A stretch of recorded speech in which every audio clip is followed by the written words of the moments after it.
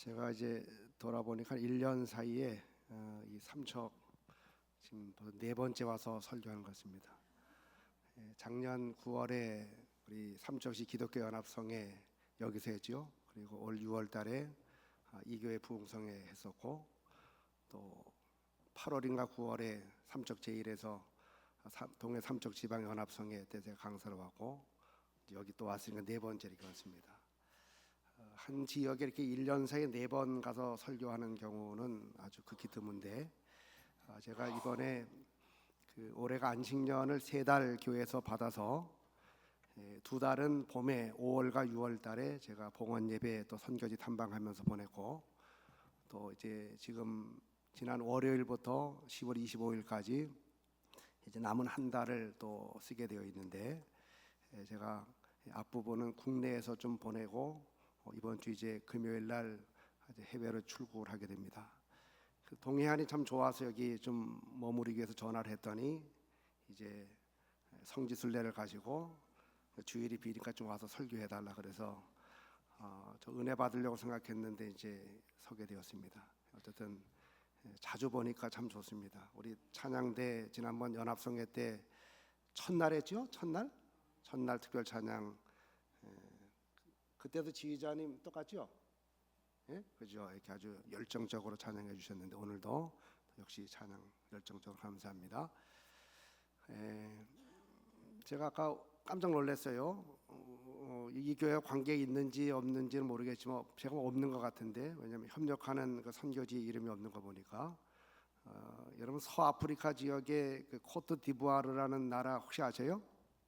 잘 모르시죠? 저도 몰랐는데 이제 안지 얼마 안 되는데 코트디부아르에서 선교하시는 우리 홍항욱 선교사님 또 박비전 선교사님이 들어오셨어요. 이렇게 제가 아니 웬일이시지 이렇게 깜짝 놀랐는데, 지난주에는 저희 교회 오셨습니다. 저희가 이제 같이 협력하는 게 있어가지고 이번에 따님 결혼식 때문에 이제 나오셨고 아마 이제 이쪽에 오셨다가 온 것 같은데, 선교사님들은 어느 곳에 있든지 어디서나 환영받아 마땅한 분들이시죠. 우리 저 뒤에 계시는데 여러분 큰 박수 한번 해주시기 바랍니다.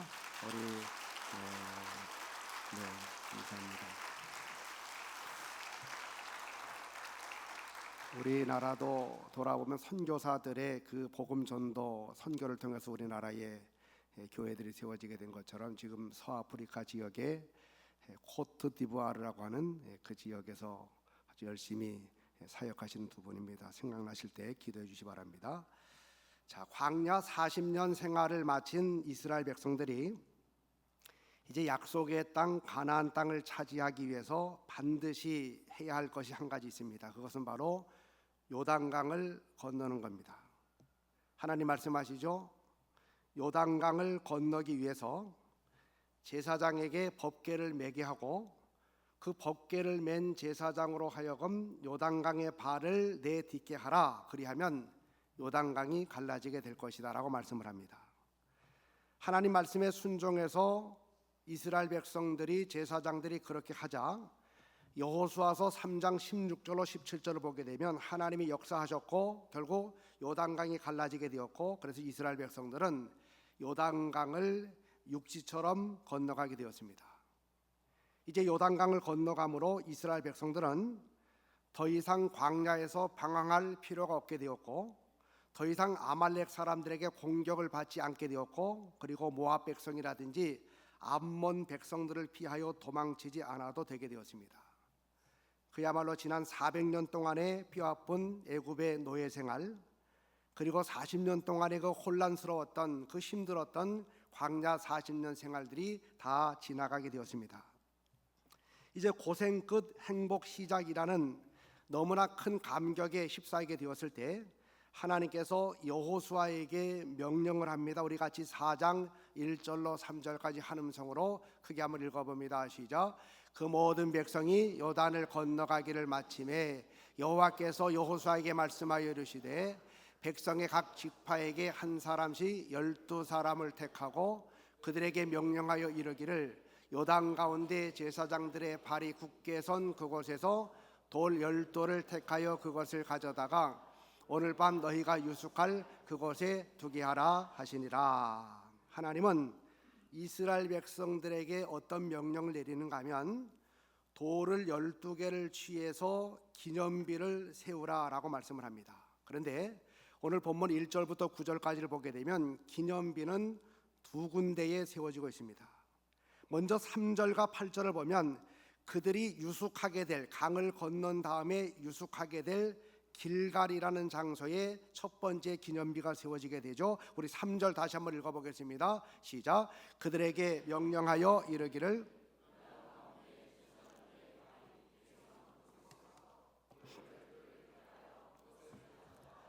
오늘 밤 너희가 유숙할 그곳에 두게 하라. 그래서 3절에도 나오고 8절에도 또 나오게 되죠. 8절도 읽어봅니다. 시작.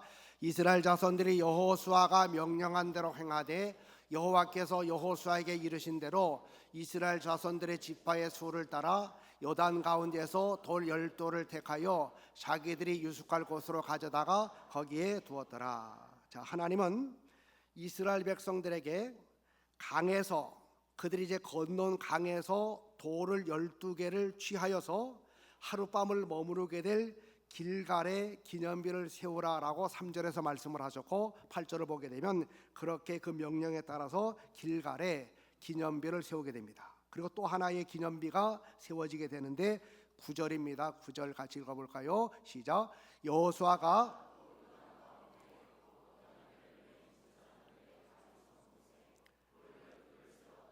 오늘까지 거기 지금 요단강 한복판에 법궤를 맨 제사장이 서 있습니다. 그래서 요단강이 갈라지게 되었죠. 이제 거기에 딱 서 있습니다. 바로 그들이 서 있는 강바닥에 여호수아는 기념비를 세우고 있습니다. 두 개의 기념비. 하나는 하나님이 말씀하셔서 세우게 되었고 길갈에, 또 하나는 여호수아가 자발적으로 세우게 되는데 바로 강바닥에 이 기념비를 세우게 됩니다. 저는 이 시간에 이 두 개의 기념비에 담긴 귀한 교훈을 같이 나눌 때 여러분들 하나님이 주시는 음성을 들으시는 복된 시간 되시기를 간절히 축원합니다. 먼저 하나님은 강을 건너온 다음에 이스라엘 백성들이 머무르게 될 길갈에 기념비를 세우라라고 말씀하고 있습니다. 길갈, 강 밖에 세운 기념비를 통해서 하나님이 말씀하시려고 하는 메시지, 백성들이 마음속에 늘 두고 기념해야 될 그 메시지가 무엇일까요? 이겁니다. 본문의 상황을 다시 말씀드립니다. 자, 이스라엘 백성들이 광야 40년의 그 광야 시간을 보내고 마침내 요단강을 이제 건너가게 됩니다. 이제 요단강만 건너게 되면 그토록 꿈에서도 그리던 바로 가나안 땅, 약속의 땅으로 들어가게 됩니다. 바로 이 시점에서 하나님께서는 요단강 앞에 서 있는 이스라엘 백성들에게 마지막 한 가지 테스트, 시험을 하고 싶으셨습니다. 자, 여호수아 3장 15절에서 보듯이 이스라엘 백성들이 요단강을 건널 때는 강물이 최고로 많았던 그런 때입니다. 우리로 말하면 우기의 때, 장마의 때였으면 물이 철철철 넘쳤습니다. 자, 물이 철철철 넘쳐나는 요단강을 바라보고 있는 이스라엘 백성들의 마음속에 제일 먼저 떠오른 것은 무엇이었을까요? 바로 과거 40년 전 홍해바다를 건널 때 자신들의 조상들이 홍해바다를 건넜을 때의 모습이 생각났을 겁니다. 하나님이 홍해바다를 쫙 갈라지게 했고, 그리고 나서 200만 백성들이 그 갈라진 홍해를 안전하게 건넜던 사실을 떠올렸을 겁니다. 그런데 하나님께서는 40년 전 홍해바다 때와는 다르게 이번엔 이렇게 말씀을 합니다. 너희들이 먼저 언약궤를 메고 법궤를 메고 요단강에 발을 내디뎌라. 물이 철철 흘러넘치는 요단강에 먼저 발을 내디뎌라. 그러면 요단강이 갈라지게 될 것이다 라고 말하고 있습니다. 차이가 뭡니까? 40년 전 이스라엘 백성들이 홍해바다를 건널 때는 하나님이 먼저 행동하셔서 홍해바다를 갈라놓으셨고 백성들은 갈라진 홍해길을 건너가게 되었습니다. 그런데 이번에 요단강을 건널 때는 너희가 먼저 믿음으로 발을 내디드라 라고 말씀하고 있습니다. 너희가 먼저 믿음으로 발을 내딛게 되면 그때 나 하나님이 그 요단강을 갈라지게 만들 것이다 라고 말씀하고 있습니다. 무엇을 말합니까? 너희 믿음을 속에만 두지 말고 행동을 통해서 보여라. 그리하면 나 하나님의 능력이 너희들을 통해서 나타나게 될 것이다 라는 사실을 말하고 있습니다. 40년 전 홍해바다를 건널 때와 40년 후 요단강을 건널 때 모습은 전혀 다릅니다. 40년 전 홍해바다를 건널 때는 하나님이 먼저 행동하셨습니다. 하나님이 먼저 그 홍해를 갈라주셨죠. 그리고 나서 백성들은 그 홍해바다의 길을 건너게 되었습니다. 이번에는 요단강 건널 때는 너희들이 먼저 행동해라. 너희들이 먼저 발을 내디뎌라. 그리하면 내가 갈라지게 만들 것이다 라고 말하고 있습니다. 여러분, 믿음에는 두 가지가 있습니다. 첫 번째는요, 하나님이 행하신 것을 보고 믿는 믿음이 있습니다. 이것은 바로 이른바 초보적인 믿음입니다. 40년 이스라엘 백성들이 애굽에서 탈출하여 구원의 백성으로 살아가는 초보 신앙의 때에는 하나님은 홍해 바다를 직접 갈라주심으로 이스라엘 백성들로 하여금 그 홍해 바다를 가르신 하나님을 믿게 만들었습니다. 그래서 그때 이스라엘 백성들은 하나님이 행하신 것들을 눈으로 보고 귀로 듣고 나서 전능하신 하나님을 믿고 찬양하게 되었죠. 그 후에 이스라엘 백성들은 모세와 함께 40년 동안 꾸준하게 광야 생활을 하면서 모세를 통해서 꾸준하게 신앙의 교육을 받게 됩니다. 이른바 만나를 먹으면서 생활하는 만나 세대들은 바로 모세를 통해서 꾸준히 말씀 교육을 받으면서 생활하게 됩니다. 이제 하나님은 요단강 앞에 선 바로 이스라엘 백성들의 믿음이 이제는 초보적인 믿음, 하나님이 행하신 것을 보고 믿는 초보적인 믿음이 아니라 바로 성숙한 믿음을 가진 사람이 되기를 원하셨습니다. 그래서 이스라엘 백성들이 눈으로 보고 귀로 듣고 난 다음에 믿는 초보적인 믿음이 아니라 백성들이 먼저 믿음으로 행동함을 통해서 그 믿음에 합당하게 역사하시는 하나님의 역사를 경험하게 되는, 그래서 너의 믿음이 크도다 너의 믿음대로 될지어다, 이런 성숙한 믿음의 단계로 올라가게 되기를 하나님 원하셨습니다. 여러분, 성경 모세오경을 보시면요, 광야 40년 생활을 쭉 하면서 뒷부분으로 이제 오게 되면 모세가 끊임없이 강조한 것이 뭐냐면 이른바 행동하는 믿음입니다. 모세가 이스라엘 백성들을 계속 가르치죠. 신앙 교육을 하면서 뒷부분으로 가면서 계속 강조하는 것은 바로 행동하는 믿음, 실천하는 믿음을 강조하고 있습니다. 예를 들어 보면 이제 가나안 진입을 앞두고 모세의 마지막 고별 설교가 신명기서입니다. 신명기서는 전체가 다 모세의 고별 설교입니다. 마지막 그 고별 설교, 특별히 신명기 28장을 보게 되면 이렇게 말하죠. 앞으로 너희가 들어가게 될 가나안 땅에서의 복과 저주는 바로 행동하는 믿음, 바로 너희들의 순종과 불순종에서 갈라지게 될 것이다 라고 말하면서 행동하는 믿음을 계속해서 강조하고 있습니다. 바로 본문에서 하나님은 이스라엘 백성들에게 그동안 모세가 가르친 것에 대해서 행동하는 믿음에 대한 실기시험, 이른바 테스트를 하고 싶으셨던 겁니다. 시험의 내용은 뭡니까? 나 하나님 정말로 믿는다면, 내 입에서 나간 말씀을 정말로 너희가 믿는다면, 그렇다면 아직 갈라지지 않은 저 요단강에 믿음을 가지고 발을 내딛어 놓아라. 이게 바로 시험의 내용이었습니다. 하나님이 얼마든지 요단강을 갈라지게 한 다음에 백성들로 하여금 건너가게 할 수도 있었지만, 그런 초보적인 신앙에서 이제는 성숙한 신앙의 사람으로 살아가게 되길 바라면서 말씀합니다. 이제는 너희들이 먼저 행동하라. 너희들이 먼저 믿음으로 발을 내딛어 놓으라. 그러면 이 요단강이 갈라지게 될 것이다. 그때 3장 15절에서 보듯이 백성들을 대표해서 제사장이 그렇게 행동함을 통해서 하나님 그들의 믿음을 보시고 행동하는 믿음을 보시고 그 믿음대로 요단강을 갈라지게 만들었습니다. 여러분 기억하십시오. 하나님의 역사는 오늘 열도들을 세우라 라는 그 메시지 속에 담겨진 하나님의 말씀은, 진정한 하나님의 역사는 믿고 행동할 때 찾아오게 된다는 사실을 잊지 말라, 그런 의미에서 돌 12를 세우라라고 말씀하고 있습니다. 믿음으로 행동하면 하나님은 우리의 그 믿음의 행동을 보시고 반드시 그 믿음 이상으로 역사하신다는 사실을 항상 기억하며 살아가라. 그게 바로 첫 번째 세워진 12돌의 의미입니다. 하나님이 행하신 다음에 그거 보고 늘 믿는 그런 초보적인 믿음이 아니라 이제 정말 성숙한 신앙의 사람으로 살기 위해서 먼저 행동해라. 먼저 순종해라, 먼저 기도해라, 먼저 실천하라. 그리하면 나 하나님이 그에 합당한 것으로 역사하겠다. 그게 바로 첫 번째 이 12돌 기념비에 담겨진 그런 의미입니다. 여러분, 하나님 믿고 또 믿음으로 행동하시는 그런 여러분들 되시기를 간절히 축원합니다. 언제까지 하나님이 다 행해 놓으시고 행해 놓으신 것을 보고 하나님을 믿는 그런 신앙이 아니라, 하나님은 살아계신 분, 그분의 말씀은 틀림이 없는 말씀, 그 사실을 믿고 믿음으로 행동하다가 아무개야 너의 믿음이 크도다, 너의 믿음대로 될지어다 라고 말씀하시는 이 은혜의 주인공들 되시기를 주님의 이름으로 간절히 축원합니다. 한번 크게 따라봅니다.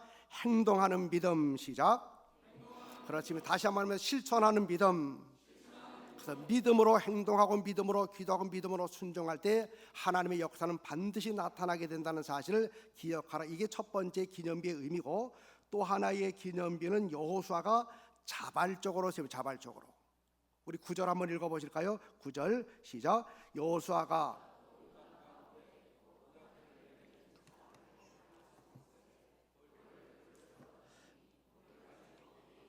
자, 이런 겁니다. 자, 이스라엘 백성들이 요단 앞에 서 있어요. 하나님 말씀대로 제사장이 발을 내딛었더니 요단강이 갈라졌어요. 그래서 제사장이 맨 앞으로 가는 거죠. 그래서 제사장이 그 갈라진 강바닥에 서 있을 동안 물이 계속해서 갈라져 있습니다. 백성들이 다 건너가 이렇게요. 그때 여호수아가 백성들이 다 건너간 다음에 제사장이 법궤를 맨 제사장이 서 있는 그 강바닥에다가 돌 12를 취해서 기념비를 세우게 돼. 이게 두 번째 기념비입니다. 근데 여호수아 4장 18절을 보면 그 후에 제사장이 요단강에서 나오게 되었을 때 물이 다시 합수가 되면서 강이 원래 모습으로 다시 돌아가게 됩니다. 그렇게 된 결과 여호수아가 강바닥에 세웠던 12돌 기념비는 강물에 잠겨서 눈에 보이지 않습니다. 여러분, 보통 기념비는요, 누구나 늘 잘 볼 수 있는 곳에 높은 곳에 세우지 않습니까? 근데 왜 여호수아는 이제 잠시 후에 물이 다시 합수가 되면 사람들의 눈에서 사라지게 될 바로 강바닥에 기념비를 세웠을까? 그것은 바로 이런 뜻입니다. 오늘 하나님이 행하신 일들, 바로 보이지 않는 내 마음에 늘 두고 항상 기억하며 감사하며 살겠다는 의지의 표현입니다. 내 눈에선 사라졌지만, 우리들의 눈에선 사라졌지만 항상 하나님이 행하신 일들을 저 강바닥 보이지 않지만 그곳에 12돌이 있는 것처럼 항상 보이지 않는 내 마음속에 두고 항상 기억하면서 내가 살겠습니다. 여러분, 건강하고 행복한 신앙의 사람이 누군 줄 아십니까? 바로 하나님이 행하신 일들이 지금은 내 눈에서 사라졌지만, 내 삶의 현장에선 보이지 않지만 항상 내 마음의 중심에 두고 그 일을 되새기면서 항상 하나님 앞에 감사하며 살아가는 사람입니다. 10년 전 혹은 5년 전, 1년 전의 일이라서 지금 내 눈에서도 사라지고 내 삶 속에서도 사라졌지만, 그러나 내 마음 한복판에는 그때 그곳에서 그렇게 역사하셨던 하나님을 잊지 않고 살아가게 될 때 그 사람은 그 마음에 기억하는 그 기념비로 인해서 항상 행복하고 건강한 신앙을 가지고 살아갈 수가 있습니다. 여러분, 이 시간 한번 돌아보고 생각해보고 여러분 마음을 한번 들여다보십시오. 여러분에게도 이 가슴 한복판에 세워진 기념비가 분명히 있을 겁니다. 그때 그렇게 역사하시고 은혜 주신 하나님에 대한 고마움과 감사의 기념비가 분명 여러분들 마음속에 있을 겁니다. 비록 지금은 수많은 세월이 지났지만, 그러나 이 마음 한 구석을 들여다보게 되면 내 마음이 금세 따뜻해지고 금방 내 눈가에 고마움의 눈물을 고이게 만드는 기념비와 같은 일들이 분명히 여러분들 속에 있을 겁니다. 큰 위기가 찾아왔을 때 내게로 소리 없이 찾아오셔서 내게 손을 내미셨던 그 따스한 하나님, 고통이 극에 달했을 때 소리 없이 내 곁에 오셔서 나의 눈물을 닦아주셨던 그 하나님, 때론 앞이 캄캄해서 아무것도 보이지 않았을 때 한 줄기 빛으로 찾아오셨던 그 예수님, 여러 가지 실패와 인생의 좌절과 육체의 고통으로 인해서 힘들어할 때 내게 찾아오셔서 내가 있지 않느냐, 내가 내 옆에 있지 않니, 내가 너와 함께할게, 힘내라고 말씀하셨던 그 주님의 따스한 음성, 그때 행하셨던 그 주님의 일들이 우리 마음속에 있지 않습니까? 여러분, 우리 다시 그 주님을, 그 주님께서 행하신 일들을 다시 되새기고 다시 마음속에 기억하고 다시 끄집어내야 됩니다. 그때 우리의 신앙은 바로 감사가 넘쳐나는 신앙, 고마움이 넘쳐나는 신앙, 건강하고 행복한 신앙이 될 수가 있습니다. 어느 간호사가 아침에 출근을 해보니까 아직 진료가 시작되기 전 이른 시간이었는데 한 25살 남짓해 보이는 딸과 흰머리가 희끗희끗 나 있는 그 어머니가 서로 두 손을 꼭 마주 잡은 채 병원 문 앞에 서 있었습니다. 이제 업무 준비, 시작 준비를 하는 동안에 그 두 모녀는 그 맞잡은 손을 놓지 않은 채 작은 소리로 무엇인가 얘기를 주고받기도 했고 서로에게 따뜻한 미소를 보내기도 했습니다. 이제 얼마 뒤 원장 선생님이 오셨고 그래서 간호사는 그 두 모녀를 진료실로 안내했습니다. 진료실로 들어온 어머니는 원장님께 떨리는 목소리로 이렇게 말합니다. 이 아이가 제 딸이에요. 옛날에 그러니까 초등학교 들어가기 전에 외갓집에 놀러 갔다가 농기구에 다쳐서 왼손가락 모두를 잘렸어요. 다행히 4개의 손가락은 접합 수술에 성공했지만 4번째 약지 손가락만은 그러질 못했어요. 떨리는 목소리로 어머니는 말을 이어갔습니다. 이제 다음 달에 이 아이가 시집을 가게 됩니다.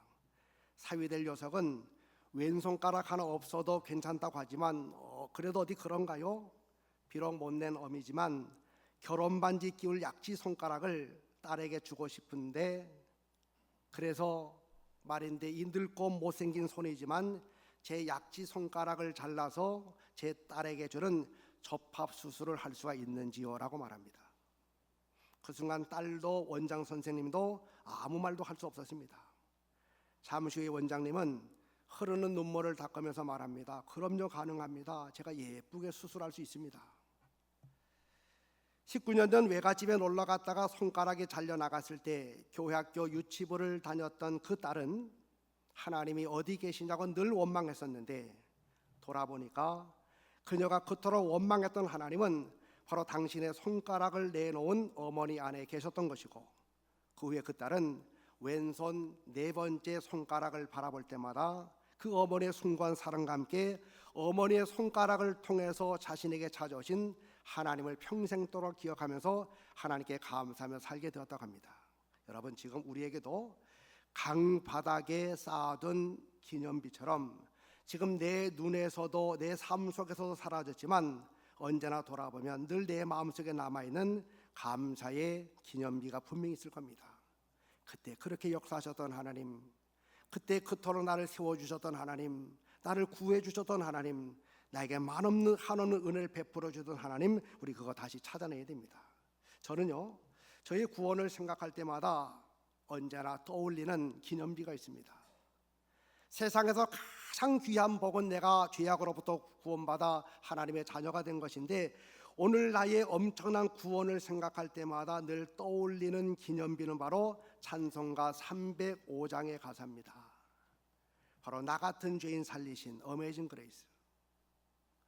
저는 이 찬양을 부를 때면 나를 저 죄악의 구렁텅이에서 구해주시고 하나님의 자녀 삼아주시고 목사의 길을 살 수 있도록 은혜를 베풀어 주신 그 하나님을 향해서 참으로 고맙고 감사해서 눈물로 찬양하지 않을 수가 없습니다. 또 저는요, 지금 여기까지 인도하신 그 동행하신 하나님을 생각할 때마다 늘 떠올려지는 기념비가 있습니다. 바로 하나님의 말씀 고린도전서 15장 10절의 말씀입니다. 오늘의 나의 나 된 것은 다 하나님의 은혜로 되었나니. 내가 여기까지 오게 된 것도, 내가 저는 이런 모습으로 살아가는 것도 내가 잘나서가 아니라 바로 나의 하나님의 은혜, 하나님이 가졌습니다. 저는 고린도전서 15장 10절의 말씀을 묵상할 때마다 얼마나 그 하나님이 감사한지 모릅니다. 나의 순간순간마다 동행하시고 내 삶을 인도해 주신 최고의 복을 누릴 수 있도록 인도하신 그 하나님을 향해서 감사 찬양하지 않을 수가 없습니다. 제가 목회자로서 이제 37년의 삶을 살아가면서 목회자로서 자기 정체성이 약간이라도 흔들릴 때마다 늘 떠올리는 기념비가 있습니다. 제가 2021년도 이제 감독 후보가 되기 위해서 선거 운동을 한 11달 정도 한 적이 있습니다. 2011년도에.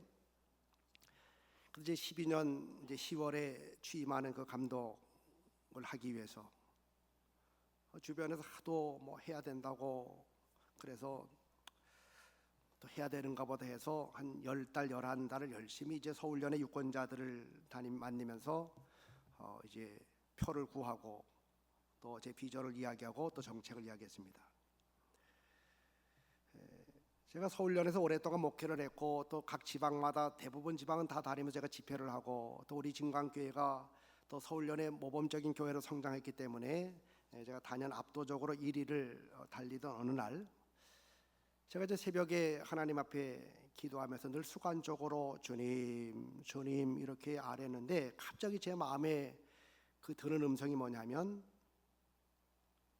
내가 너의 주님이냐 이런 그 주님의 음성이 마음에 와요. 제가 주님 보고 주님, 주님 이렇게 외치는데 그 주님이 제게 하시는 말씀 내가 너의 주님이냐? 표 가진 유권자들이 너의 주님이지. 제가 2번 연달아서 그 마음의 음성을 들으면서 깜짝 놀랐습니다. 아, 내가 지금 뭔가 잘못된 길을 걸어가고 있구나. 내가 평생 주의 종으로 살겠다고 결심했던 것이 1991년 4월 3일입니다. 제가 1991년 4월 4일 날 속초 감리교에서 동부연회가 열려지게 될 때 제가 이제 목사 안수를 받았습니다. 받기 전날 4월 3일 저녁에 저는 연회 장소에 잠깐 빠져나와서 속초 앞바다 그 해변의 주차장을 거닐다가 이제 내일이면 내가 안수를 받는데 갑자기 마음에 감동이 와서 그 콘크리트 바닥에 주차장 바닥에 제가 무릎을 꿇고 기도하게 되었습니다. 얼마나 강력하게 성령이 임하셨는지요. 나중에 안수 받는다고 새로 맞춰준 양복의 왼쪽 이 무릎 쪽에 구멍이 날 정도로 그리고 제 무릎에 상처가 날 정도로 제가 몸부림쳐 기도했습니다. 그때 저의 기도는 이것입니다. 하나님, 제가 이제 내일이면 기독교 대학 감리의 목사 안수를 받고 이제 목사로 살아갑니다. 어떤 목사가 되기를 원합니까? 그러면서 제가 다짐한 게 바로 제가 평생 주님만을 나의 목자로 모시고 주님으로 모시고 나는 주님의 종으로서의 삶을 살겠습니다라고 그때 다짐을 했습니다. 근데 그날 내가 너의 주님이냐? 유권자들이 너의 주님이지. 너가 나의 종이냐? 바로 너는 유권자들의 종이지.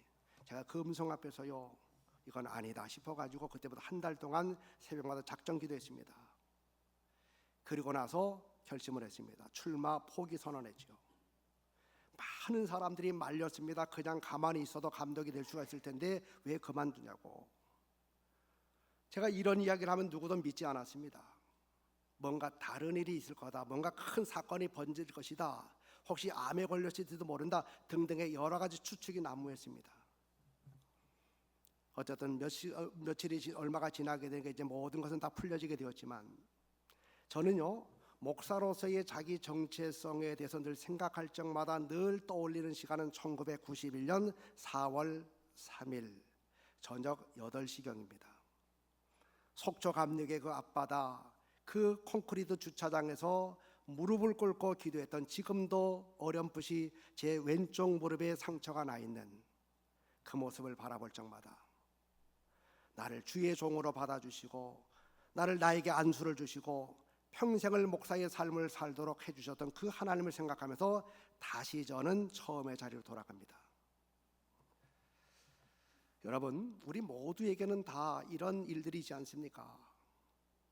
지금 내 눈에서 사라졌지만 강바닥에 세워진 그 12돌처럼 물이 다시 합수됨을 통해서 내 눈에선 사라졌지만 내가 그때 역사하셨던 하나님 내 마음에 두고 내가 늘 잊지 않고 살겠다고 다짐하고 결심했던 그 일들 분명히 있지 않습니까?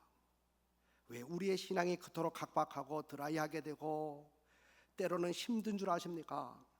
바로 우리 마음속에 분명히 존재하는 바로 기념비를 찾아내지 못하게 되고 자꾸 세상적인 것들만 바라보기 때문에 그렇습니다.